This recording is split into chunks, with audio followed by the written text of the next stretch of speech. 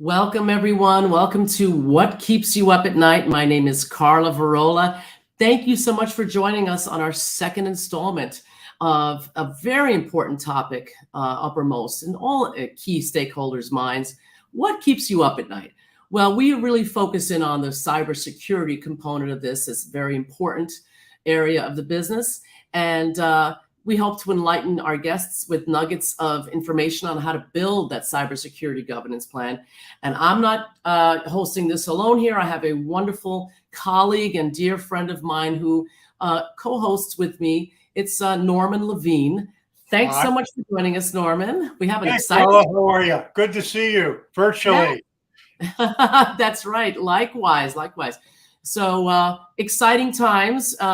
Well, sometimes scary times. That's what we're talking about today. And, how are you doing today? Maybe introduce yourself to the guests. Sure. And I'm doing really well. Busy as ever. Cybersecurity just keeps you going.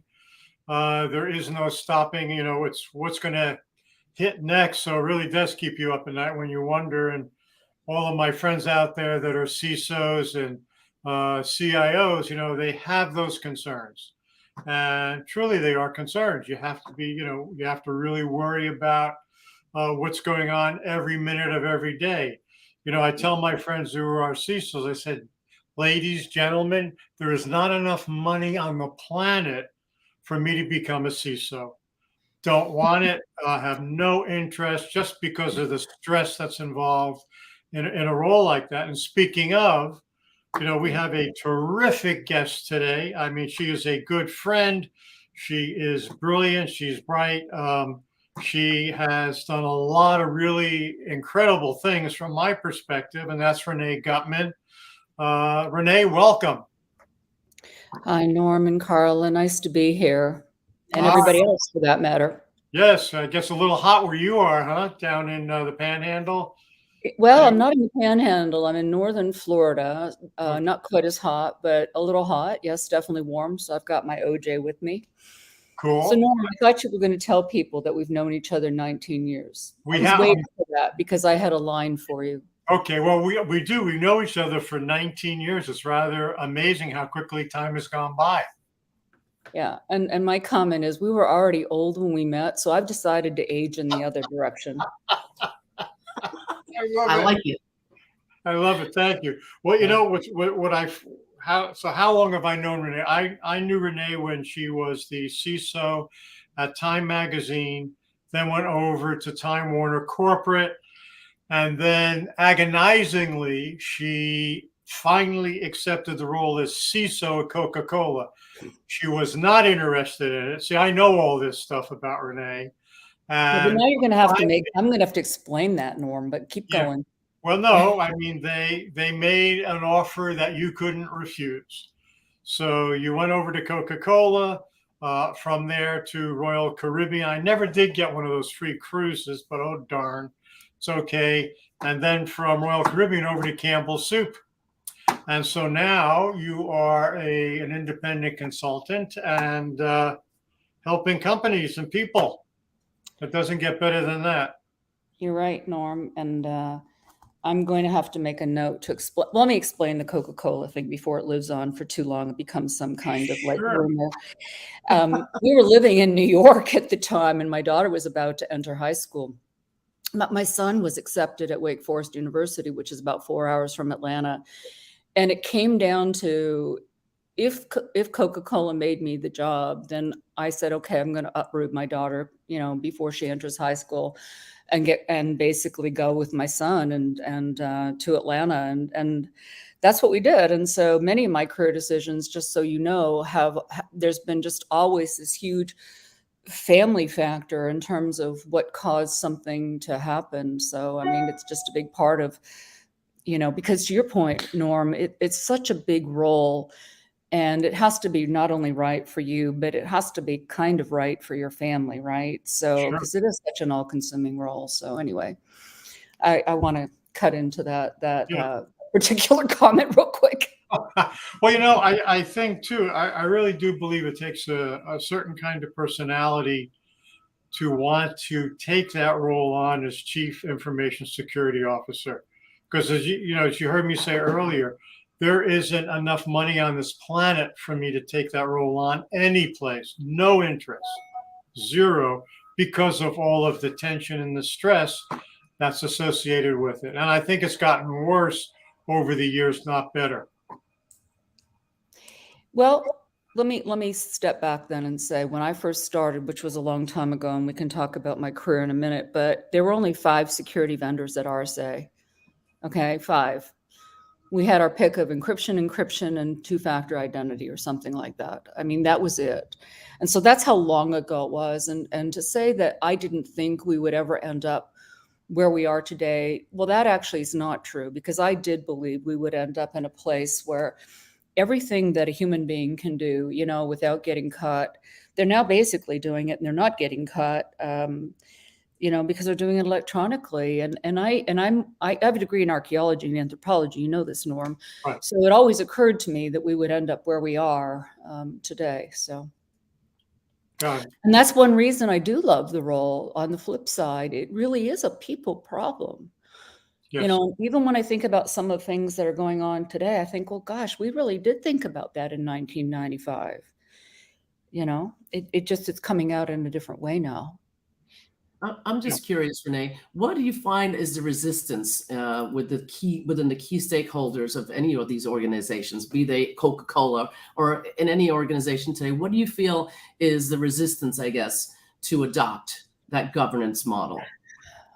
I don't know if it's resistance, and I'll say this because I've seen different kinds of organizations, right? So let's just step back and say, when I first started, I was at Glaxo Wellcome. We had a security policy and two-factor identity, and that was really all we had, and that's all we knew to have, and there was no resistance. I mean, we just basically put that in.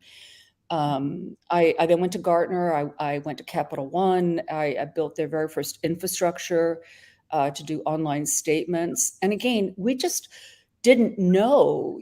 I think part of the resistance is there's this perception, and I don't want to call it resistance, but there is this belief system, I think, in general, that people are really well-intentioned. And so part of what I, wanted to talk about is I don't think we are designing enough for what could go wrong these days.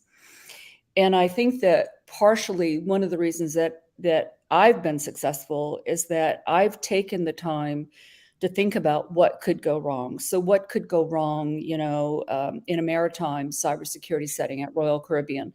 Well, the most important thing that could wrong is that there could be some kind of situation that would cause real harm, safety issues to guest passengers and even the perception of safety. And I want to dwell on that for a minute. I was on a flight that got rerouted one time from Atlanta Airport because Atlanta Airport was shut down.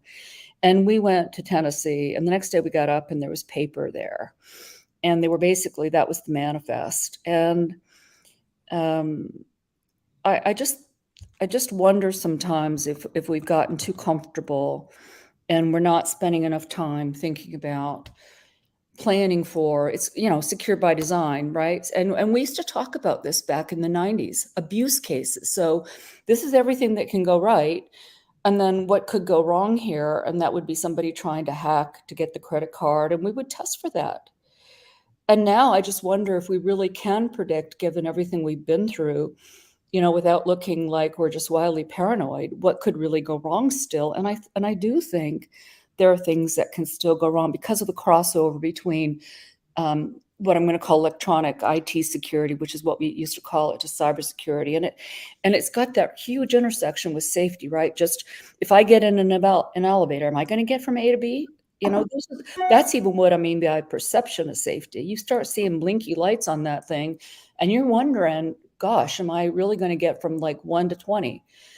And so we have to pay attention not only to the actual reality of safety, but like the notion that people might not feel safe doing something. Like I know I was listening to something.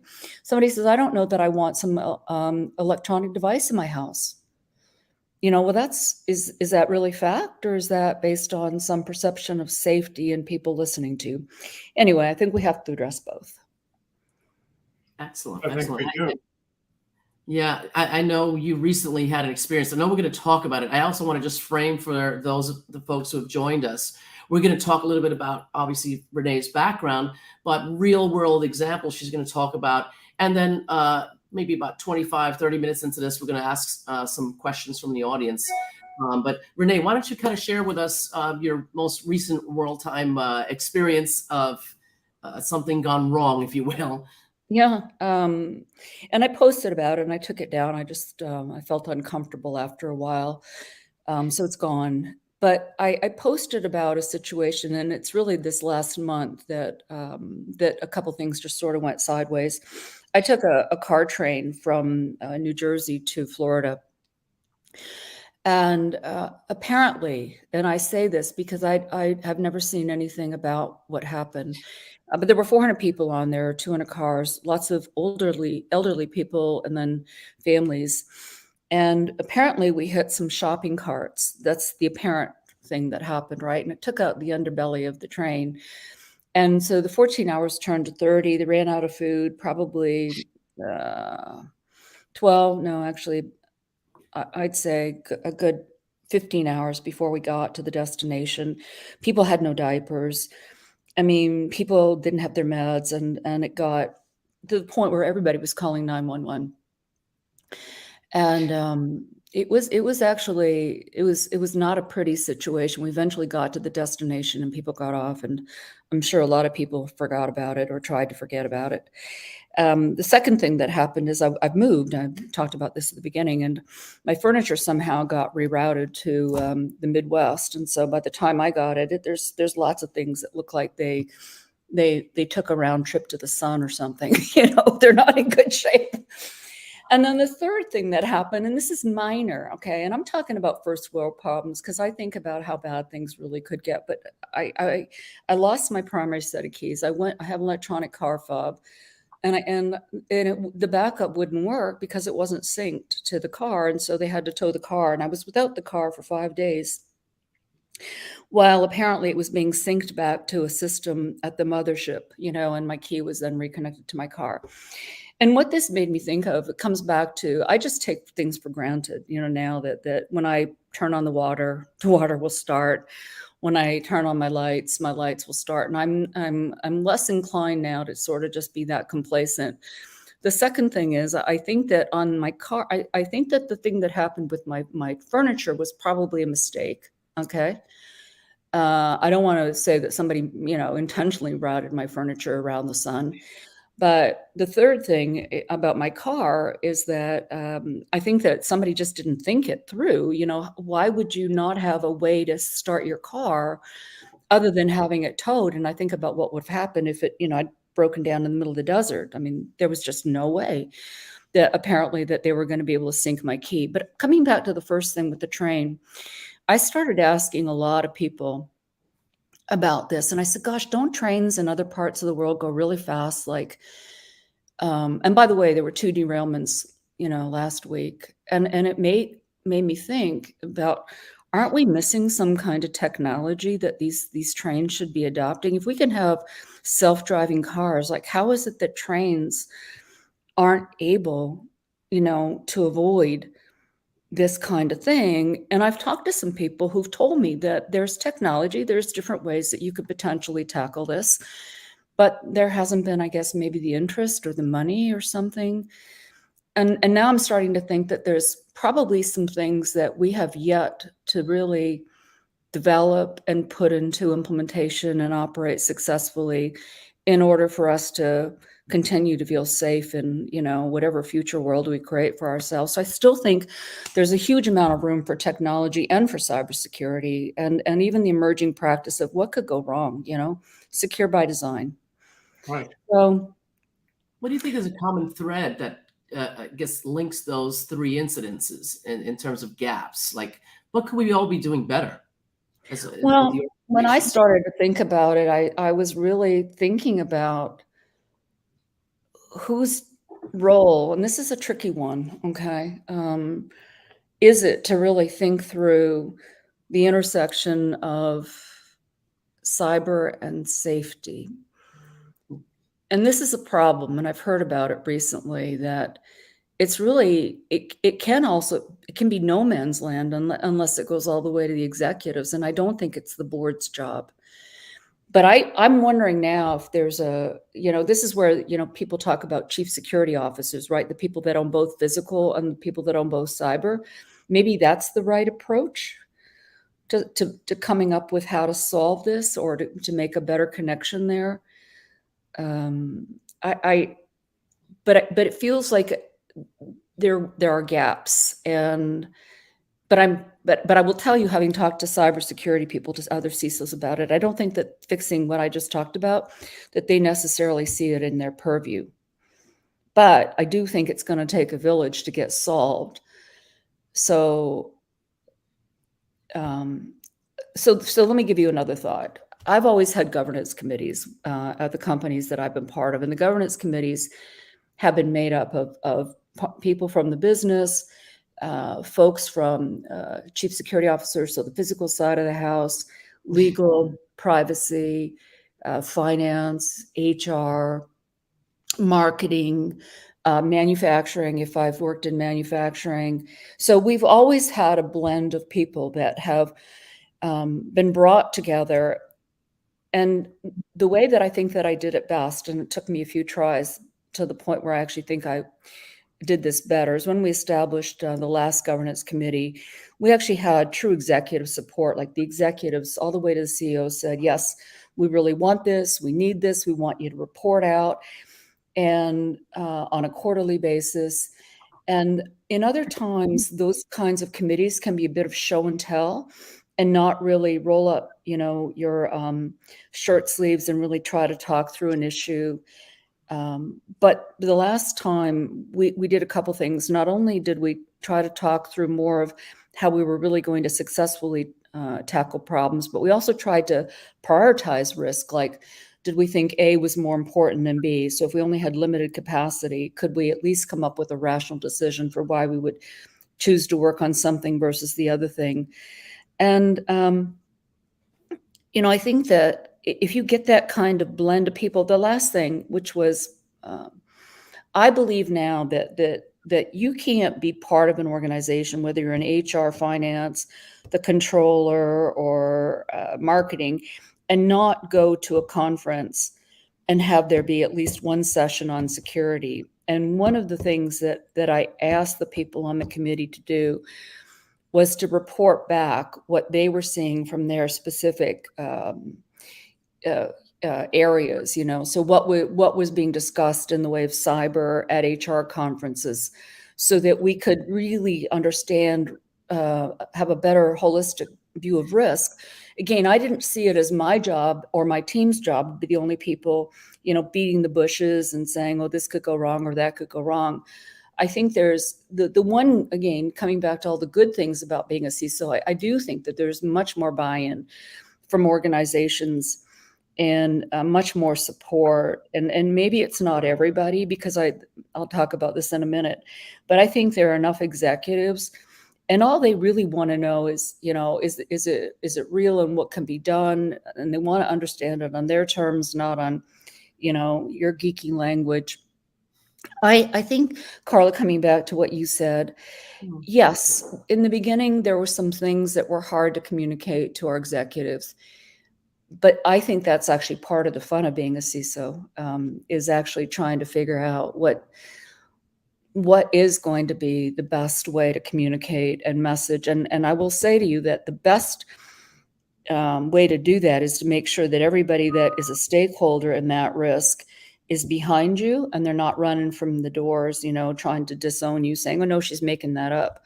So I would say to you, it's really important, not when you're a CISO, not just to focus on everybody that's VP and above, but really go after the mind share of the people that are working the lines, that really have a stake in getting something done in an organization, and getting them to support you. Otherwise, I think you go up, and you explain it to an executive, and they look to the left and the right, and you got nothing but like a lack of support. Wow, very interesting. I'm going back to your experiences though, like what could have been done better? And maybe that's a big question to ask. That's why I'm more focused on the train thing right now. And that's why my big question is to people, tell me how that, because if that's the only thing, let me Mm. say it differently. If people putting shopping carts on train tracks in the middle of nowhere is going to be enough to disrupt our railway system, I think we've got a problem. Yes. What have you learned about that? You said you spoke to a few people. What are countries in the European Union doing about Do you those know, kinds of issues? Norm, the people that I've talked to have said nothing. I mean, I haven't really gotten into it far enough, but I've been told they're not doing anything different. I don't know that I believe that. And I will say that if anybody on this call knows of something, you know what, put it in the chat. I don't. Um, the only thing that I have heard is that it might not have taken 16 hours to resolve the problem, but I don't know that either. You know what I'm saying? It was twofold. It was not only that it happened, it was the extent of the damage, and then it was the length of time that it took to get people back on their way. Right.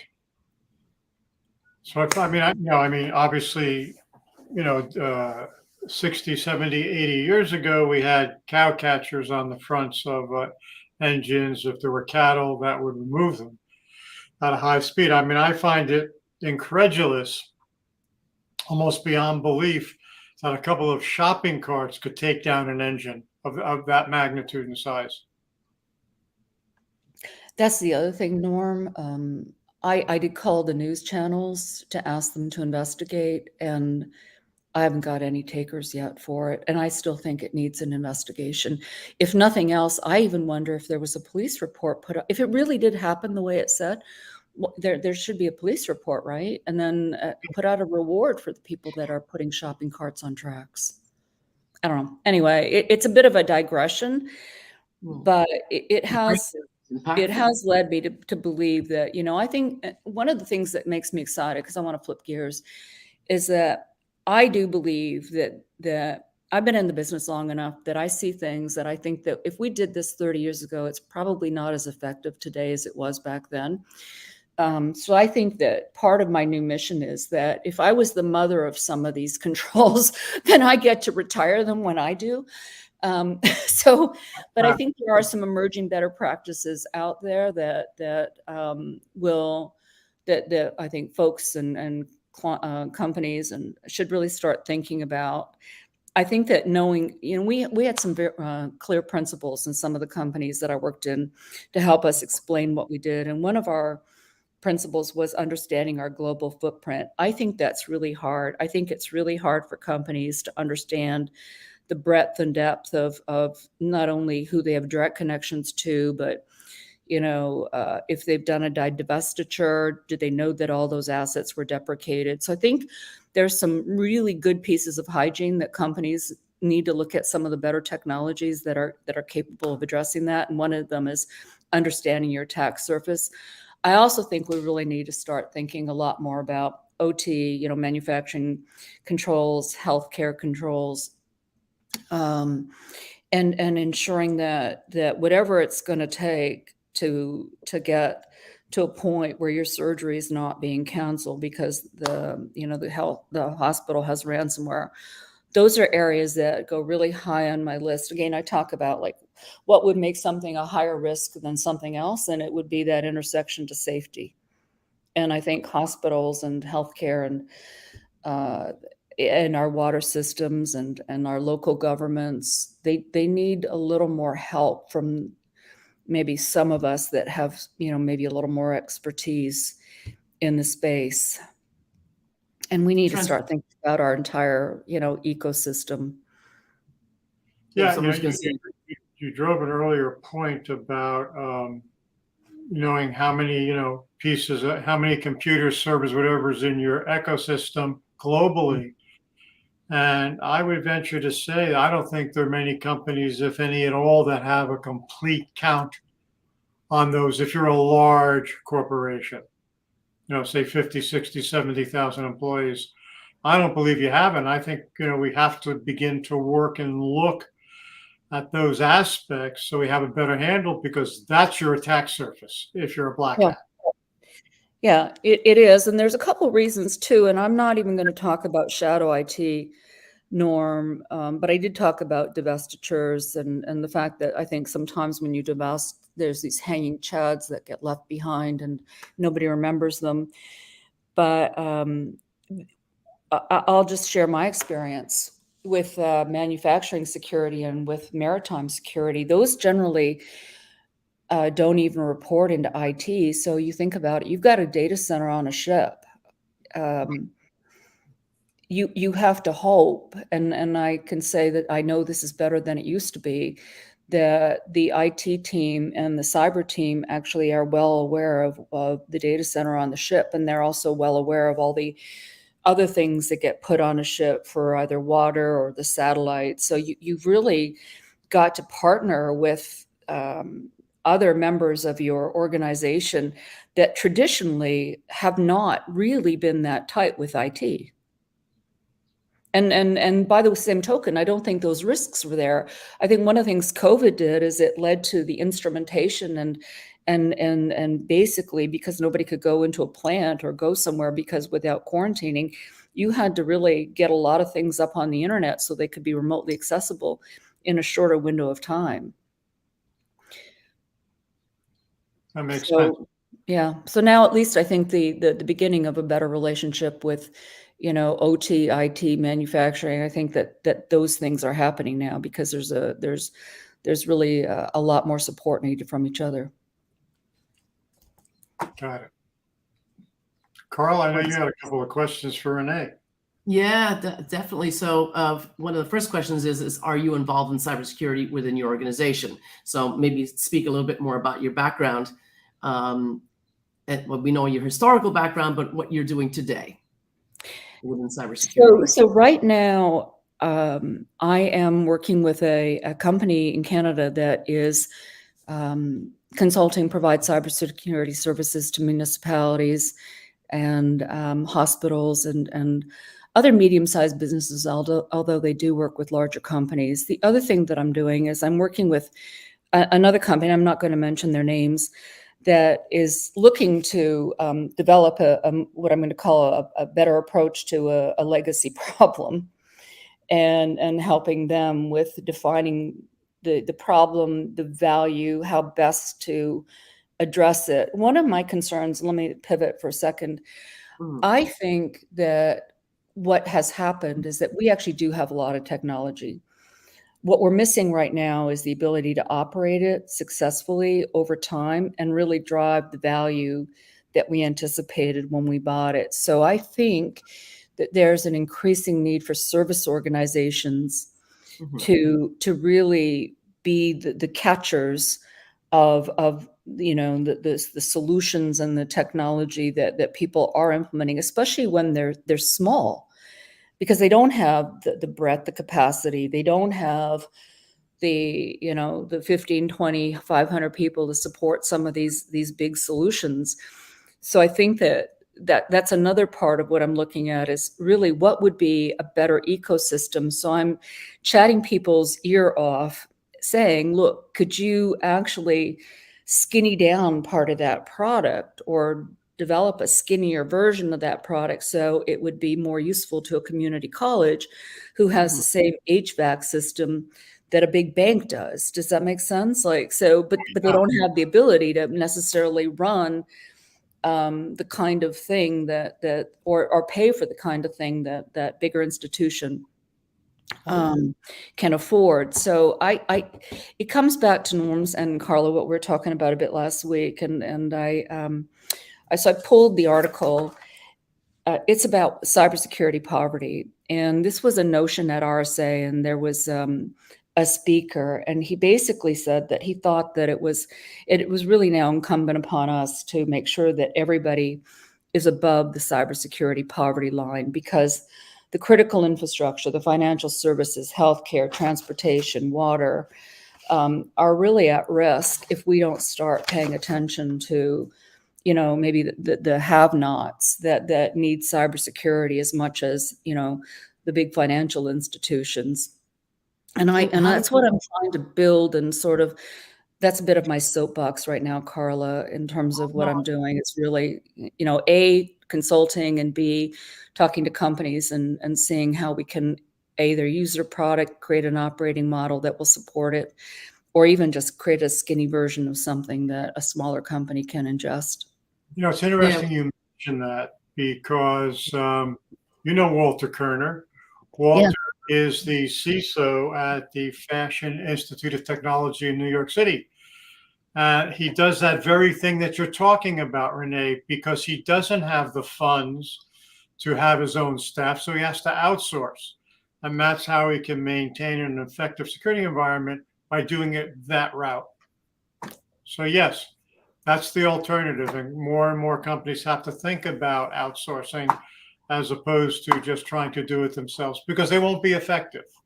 Because they don't have, you can buy all the best tools in the world, but if you don't have the experience operating them, what good is it? Yeah. I saw a question pop up there.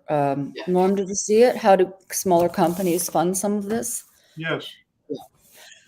Yeah, it's a question, but I will share something. I actually ran into a small company that was also trying to buy cyber insurance that really didn't have anything. So for me, it was like, well, how are we going to have cyber insurance without it costing through the roof if we don't have any of the basics? And so again, I want to put myself in a position where I'm not the expert, okay? But I've been thinking about this a lot, and I do think it's incumbent on a few things. One, I think that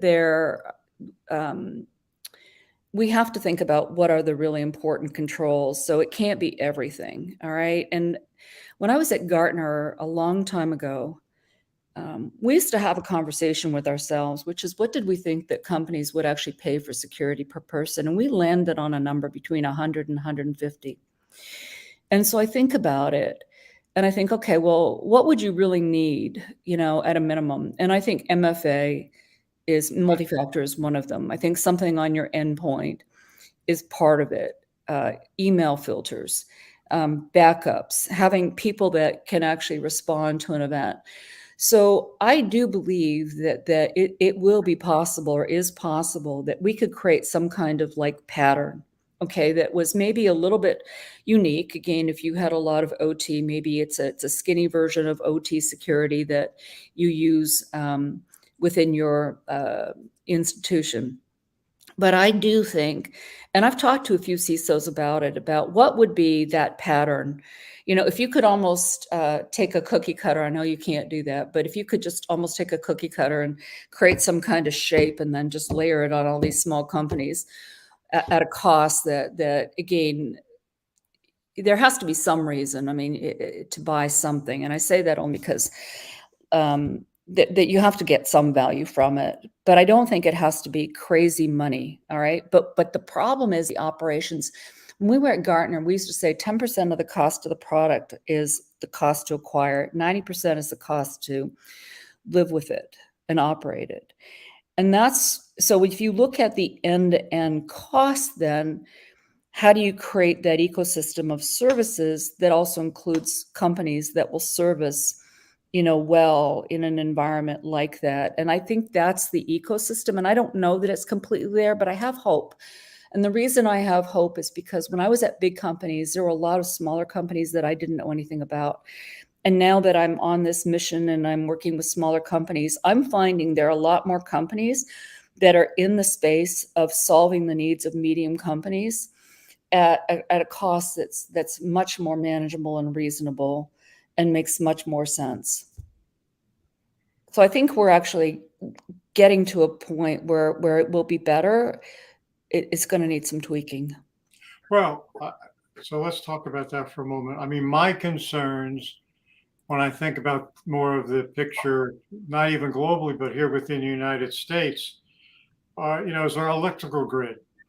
It seems like nobody's doing anything about trying to make it better, to secure our grid. Because right now, my understanding is it has a lot of holes.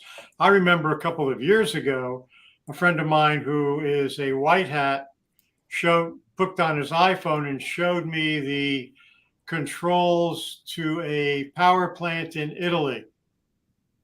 They could have taken over. Luckily, they wrote to the power plant and told them what the vulnerabilities were.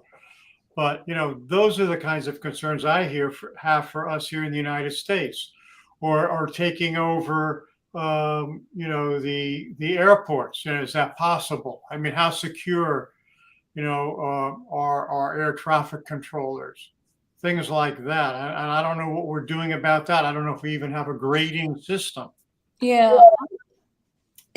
You know what, there's a point where I don't want to cross the line of too scary. And I mean, I have a dear friend, and I'm not going to name him, who was part of the utilities. And I know that he was working very hard. And this was a big deal more years ago. But this is not a space that I'm that familiar with.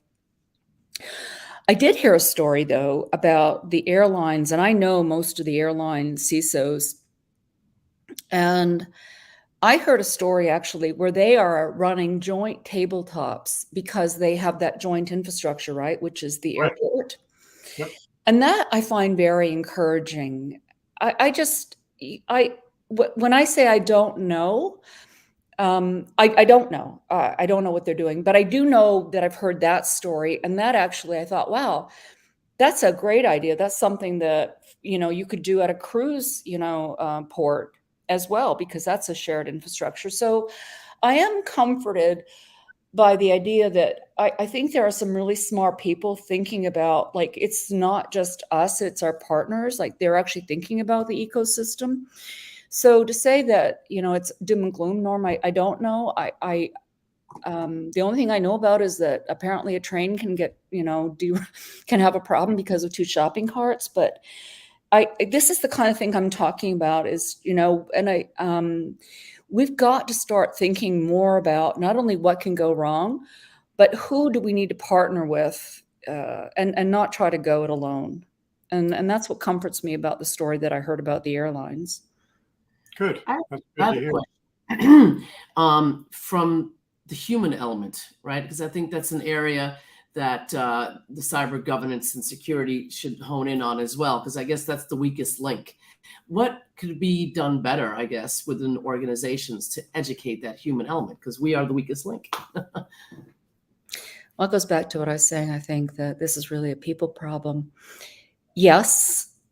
However, I do believe that, firstly, I'm not an awareness expert. I've tried to learn a little bit more about the topic.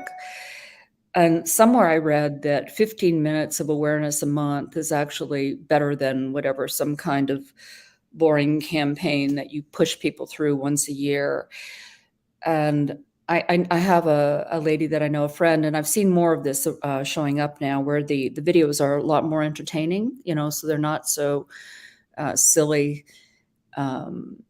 And so I think it comes down to engagement. The second thing that I've done in the past, that with this governance committee that I spoke about, we started talking about topics of interest, that were more relevant to HR or more relevant to finance, like business email compromise or something. And we started doing role-based training. I even did role-based training for the people in customer relations. That's not what they're called, but they're the people that would, the newspaper people. But and partially it was about, okay, what would happen if we were in a crisis and you were called? And with them, I actually brought in the guy that ran the Sony event to do an hour-long Q&A with them about what it was like to really be on the firing line in the trenches of Sony when they had their situation. Hold on one second. I turned off all my things, but not that.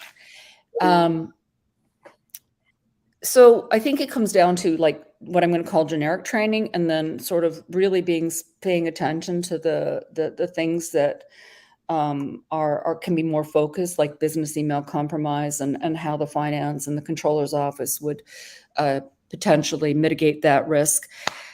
And then the third thing I want to say, and maybe it's the fourth, I'm a huge fan of basically giving people the ability to contact you if they think that something's wrong, and not beating them with a stick. I want people to feel very confident that they can call me for anything and say, hey, I got this email and I'm not sure, versus them thinking that I'm going to think they're stupid. All right. And so that's just a cultural thing, because I do believe that it's very hard if somebody's going to target you, I think they'll get you. Okay. I do. And so I do think it's incumbent upon us to think about what are the controls that we can put in place, or the things we can do to the subject line, or the things that we can do to the headers. What can we do to make it easier for somebody to recognize that, this might be bad. But I'll give you one more now that has been on my beef list. I think we sometimes do it to ourselves in terms of so we tell people not to share their passwords, right? We say, don't do that, don't do that. And then what do? We find out that our service desk basically calls people and says, hey, I'm from the service desk. Can you give me your password, right? So for us to actually not really go after the people that are giving up their passwords, we need to go and clean our little houses up and make sure that we don't have pockets in our organization that are actually leading people to do the thing that we've just told them not to do. Makes sense. Yeah. I'm just curious, with the pandemic, because you did mention about COVID, what do you feel are, I guess, newer threats that organizations should be considering? Obviously, the remote component, but what can we do to be more aware and just a better ecosystem? So I'll give you some examples of some things that cropped up. Firstly, I already told you that I think there's a lot more instrumentation, a lot more things being put on the internet. So we have to really do a better job of understanding that and giving people the secure method in that they can continue to get their jobs done. I think there's a lot more contractors, all right, and a lot more. And we've got to figure out, are they them or are they not? Are they us or not? And I know for a fact that I had to backfill somebody in my IR team with a contractor, and he really was basically an extension of us. And so it really came down to the training, how do we even, do kind of a cultural assimilation? And I think that's harder today than it used to be because of COVID. Let's see what I would consider. Oh, the other thing, we had to revisit the way we did onboarding because in a manufacturing environment, we had a lot of people calling in sick. And obviously that was one of the areas within the pandemic that people were, food piling or stockpiling. And so the last thing you wanted was to basically shut down plants because you didn't really have any workers. So we had almost round the clock hiring going on. So that meant that we had to change our onboarding systems to basically accommodate people being hired at all hours of the middle of the night, So these were the kinds of subtle changes. And if they're subtle or if they're big, I don't really know. But we had to make adjustments to not only how we think about things, but we had to make some technical adjustments and process adjustments as well. So interesting. And the COVID thing is just threw everyone for a wrench. My background, I've been in IT for so many years, and the aversions to adopt technologies, and it looks like it just was kind of thrown into the, everyone had to adopt, and then the vulnerabilities that came with that, and just great exposures to organizations. So, so what do you recommend, or what do you suggest? What are you recommending to your clients to, avoid exposure in this pandemic, or I want to say post-pandemic? I don't know if I'm being, feels like we're moving towards the end of it, but what would you recommend to folks who are looking to secure their environments with those remote workers? Well, I'm still surprised by the number of people that don't do multi-factor. And if I had something that I was just jumping up and down about, it would really be about making sure that you've got multi-factor. I think the second thing is looking at what's on your desktops, like whether you want to call it EDR, XDR, or whatever, next gen AV, but ensuring that you've got something good. And then I think the other part too is that it's really being monitored, so that if something were to happen in the middle of the night, that it's actually being addressed in the middle of the night. It's not waiting till the next morning. One of the other things that I feel pretty strongly about is that a lot of decision making should not require me to make it. Okay. And I'll tell you what I mean by that. If there's a ransomware or something happening, I would really hope that we would have done enough training of the individuals in the places wherever they be, whether it be manufacturing or at home, that they would, take the steps to disconnect their system or do whatever, and then call it in, and that we would have somebody on the receiving end to take the call. But I hate the thought of telephone tag in the middle of a crisis. Like, that's one thing that, and I was reading something about the fact that this is a time when you really have to double down on some of the education and just getting people to be more accountable for taking a step before it sort of takes out, half your department or half your company. Well, along those lines, and here's the thing I don't think that executives quite understand, and that there are legal ramifications for things that you do and don't do. By way of example, if you're aware of multi-factor authentication and you choose not to implement it, and the incremental cost isn't that much, I mean, if that company is breached, I mean, a law firm is going to come after you and chew you up and spit you out. And that's what I think the C-level execs in many cases fail to understand. They don't see that. And even at the CIO level, sometimes they don't understand that, depending on, obviously, on the size of the organization. But those are key factors. I mean, we kind of live in a litigious society. Yeah. And you get some of these larger law firms, I won't mention any, but I know a bunch of them. I mean, they will come after you and you do not have a chance in hell of winning.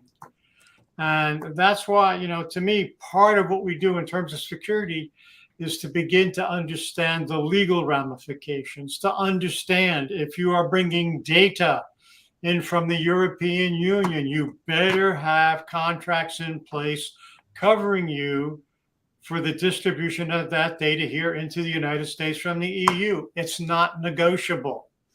I mean, the fines can go as high as 4% of global sales. So those are the things I think that are really, really important, and that I think many, many, many execs do not understand.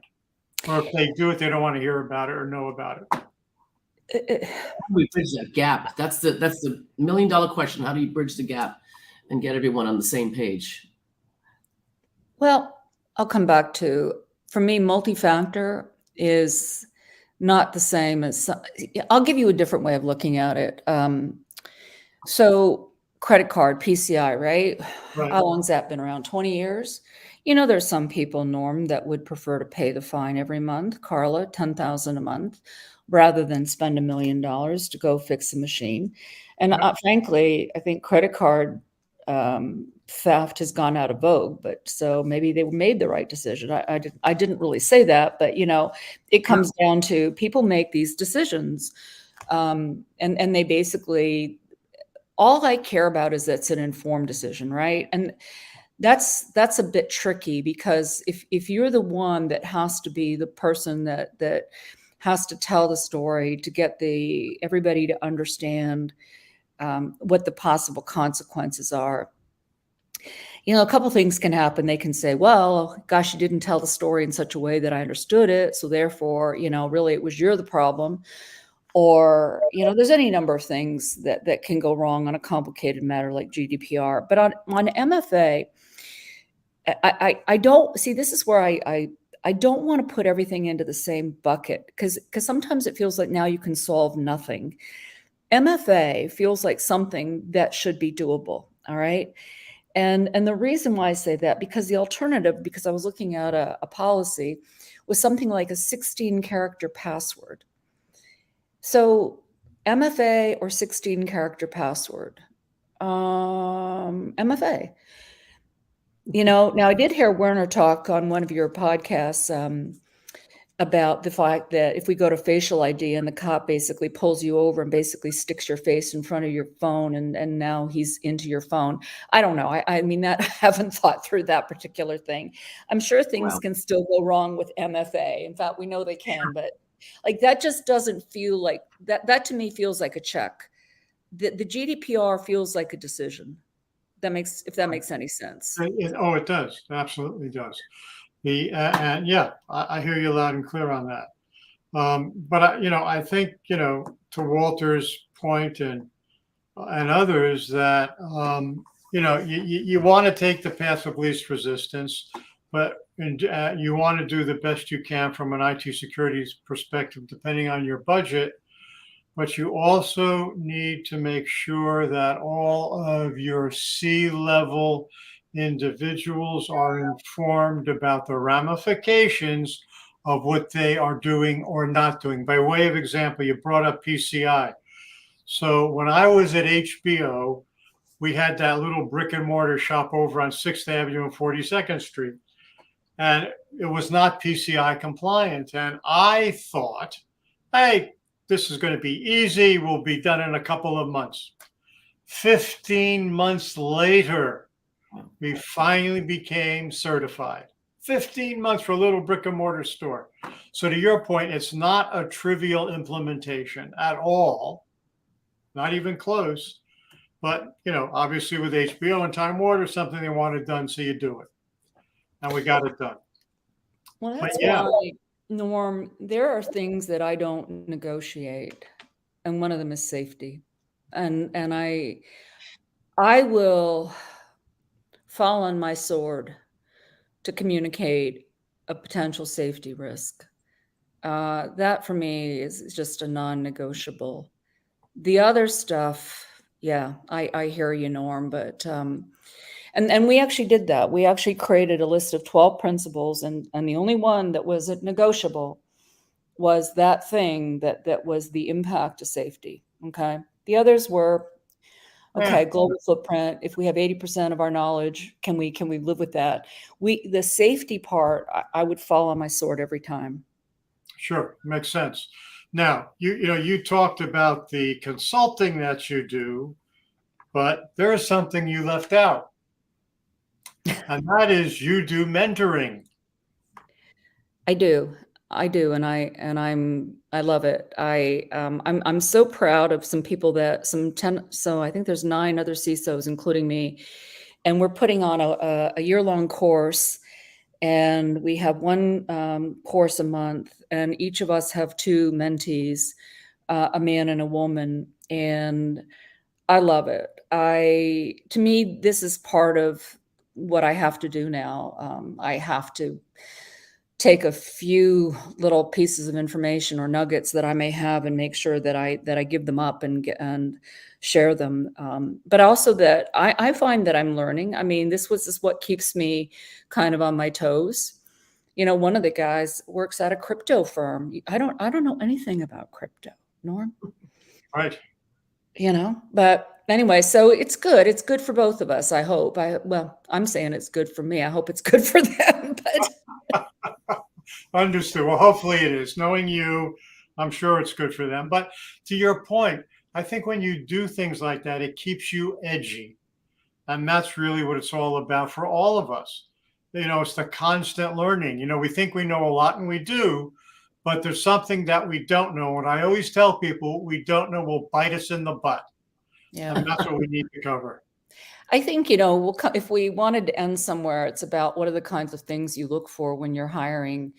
And to me, somebody has to become a lifelong learner. I mean, they just have to be willing to continue, to learn. The other thing I would say to people, tell me about your network. And I didn't mean your home network. I'd be like, hey, tell me about who you would call. Like, how do you stay current, and how do you ensure that if I give you this crazy problem that you're not kind of stuck thinking you don't have any lifelines, and so I actually also made it a point when I was a CISO to introduce the people that work to me to others, so that they could establish a broader network of people that they could, contact And I also said to people, you're going to want to grow in your career, and you're not necessarily going to like the way that I do everything. So I need you to have other lifelines so that when I kind of do something and you go, gosh, I'm not even sure about that you can at least call somebody and say, hey, I just got this thing, or, this is what happened. And, or are there other ways to handle this so that people could sort of make up their own mind with more data points. So having a solid group of people, and that's the other thing that I do love about the industry. I can't imagine working in an industry with the high level of trust. I mean, not to mention that I get to work with the smartest people that I know, but it's that community that really does exist in the beginning, and the level of trust and the amount of sharing, and the fact that really, we are in it together, right? As much as we like to think that we're competing, we're not on this anyway, I don't think. So, you mentioned trust, and, I always tell people that I have to hold myself to a higher standard than most employees, if not all employees in the company for which I work. Just because if I'm asked a question, I will tell the truth. I cannot lie about anything within the organization, because once you do that, you lose faith. It's the old Japanese philosophy is once you lie, you lose all faith and reality and everything else you do in that organization, because you lied. So now you cannot be trusted for anything else that you do. And so you're better off accepting consequences if you screw up than not. Yeah, that's that ability to look yourself in the mirror, I think, Norm, and you've got to be able to do that. The other thing, because you talked about my being at Time Inc. When we worked at Time Inc. and Time Warner, we had like 3 fact checks before anything even got printed. And now I think about it, and we used to call it the 6-month rule. Like everything that we did would basically be put under the magnifying glass in 6 months. And now it's like, what, 6 seconds? Something like that. Yeah, maybe 4. Yeah, not a lot. Yeah, the whole thing is, well, I think too, when you have corporations that operate differently and they acquire other corporations, things change, and not necessarily, sometimes for the better, but not necessarily. And that you've been through it, you've seen it. So let's end positive, Norm. I am positive. And the fact that I even got a chance to talk about something that I find troubling, I actually think that now that I put it to the ether will come back and give me an answer. So stay tuned. I hope so.